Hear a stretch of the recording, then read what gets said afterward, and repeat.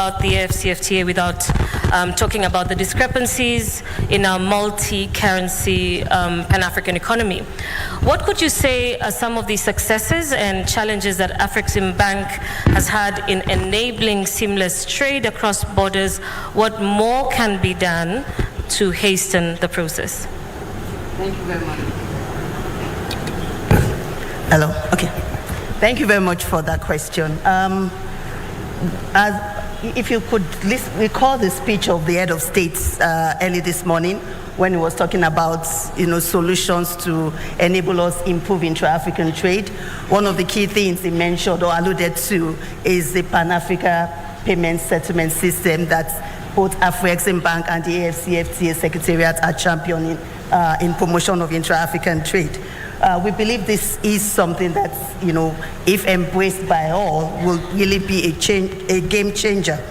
For instance, I mentioned earlier that Afreximbank up to December 2021 had disbursed about 21 billion in support of intra-African trade, and we set for ourselves a goal of 40 billion by 2026. But we realized that if we're going to achieve this goal, we have to think outside the box. We have to employ the use of digital platforms to be able to, move African countries to trade more with each other and to be able to work seamlessly to boost intra-African trade. And we also want to pay a lot of emphasis on private sector as we move on with this initiative. And that's why we created what we call the African Trade Gateway Platform.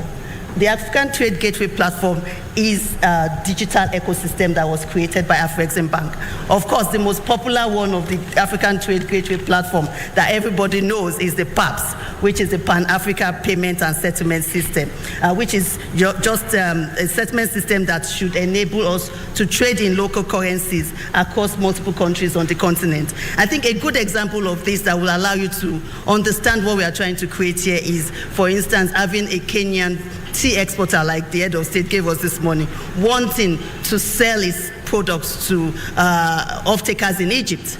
And, he can't sell because the off-taker in Egypt can't pay in dollar, and he needs to also buy some products from Egypt.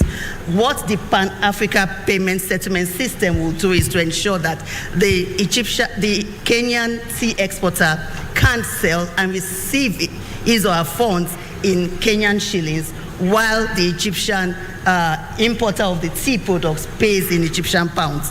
And up to date, we have 62 commercial banks that have joined us in moving on with PAPS, with 9 central banks, and of course with the support of the AFCFTA Secretariat. We are also calling on central banks across the region to join us to be able to move the PAPS, because we believe that the PAPS will be a game changer and allow us to move intra-African trade to 40 billion by 2026 and even beyond. But apart from this, there are other things that also inhibit intra-African trade. And some of this is, compliance checks, us knowing each other, us knowing who to partner with, who to trade with.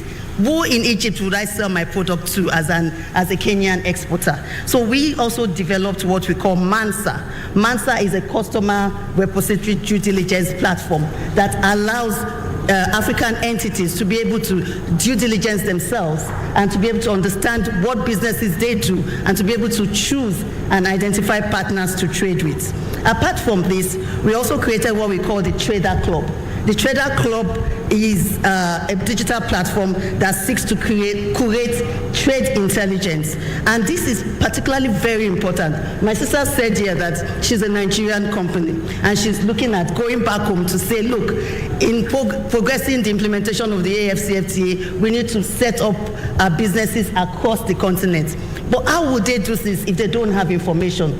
But through the Trader Club that Afreximbank has created, you'll be able to access relevant trade information, intelligence information, and advisory services to be able to expand your business beyond your country to other parts of Africa. But apart from this, we also have the Africa Trade Exchange. The Africa Trade Exchange was a platform that was developed solely to support the implementation of the AFCFTA. However, when the Russian-Ukraine crisis, hit the continent and we were all facing severe food shortages, we repurposed this platform to be able to support African countries to trade in grains and fertilizers among themselves. taking on areas of their cooperative advantage and bringing this information on a platform where Nigeria can know what Kenya has and Kenya can know what Nigeria has and purchase it amongst ourselves to boost intra-African trade. So we have employed these digital platforms as key thrusts to move intra-African trade. But these are not the only platforms. Well, I will speak on this later as we move on with these discussions. Thank you. All right, thank you so much. Ms. Osena?